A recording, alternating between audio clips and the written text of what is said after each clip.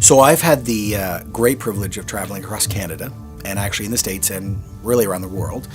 And I've got the privilege to hang out with key leaders, churches, nonprofits, etc.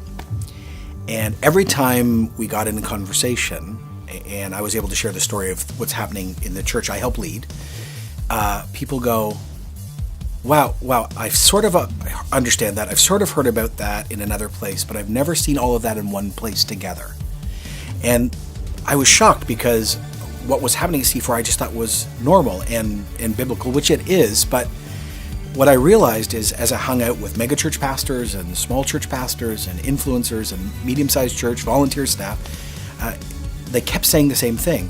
We've never heard about a church really working at spiritual gifts really well, and spiritual disciplines really well, and talking about revival really well, and then saying, and oh, by the way, this is all found in Jesus. In other words, when I say the phrase, Jesus isn't just your Savior and your Lord, He's our model, the whole conversation changes. So lots of churches talk about gifts, and lots of churches talk about disciplines, and lots of churches pray for a revival. But when they converge together into one place, the whole conversation changes. And here at C4, since 2011, we have experienced something that is genuinely sort of shocking and supernatural. And it was this conversation that changed everything for us.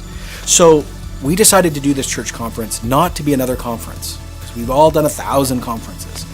This is also not a conference to say, come and be C4. We actually want you to come to this conference and not be C4 at all, actually. Because what we've discovered is what we're experiencing and what we're going to talk about is transcultural, trans-denominational. Doesn't matter your style, your size, whether you're bells and smells and liturgical or speaking in tongues and raising your hand or none of that. It's the stuff that actually translates into every church culture, big, small, different ethnicities, and that's actually the point.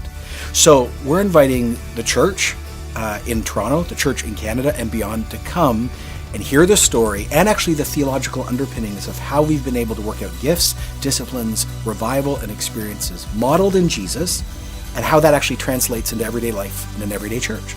And so we're inviting the church not to be like us, not to become a C4, not to become a site of C4, but to actually experience this renewal. And why does this matter? Because I think we all know, de-Christian, post-Christian, postmodern, yet modern, fill in all the blanks. It's harder to do church. It's more difficult. It's tougher ground. But this is the stuff that when we actually looked at it, every church of significance went back to in difficult times over 2,000 years. So is it new? Nope. Is it more significant? Nope. Is it a rediscovery of what is? Yep. And do we want to show you one way we fleshed it out in a local church? Yes. So we want to invite you as church leaders to come and hear our story, wrestle with some theology, and see how God might renew your church. Because if we win and you win, we all win. And that's the point of the conference.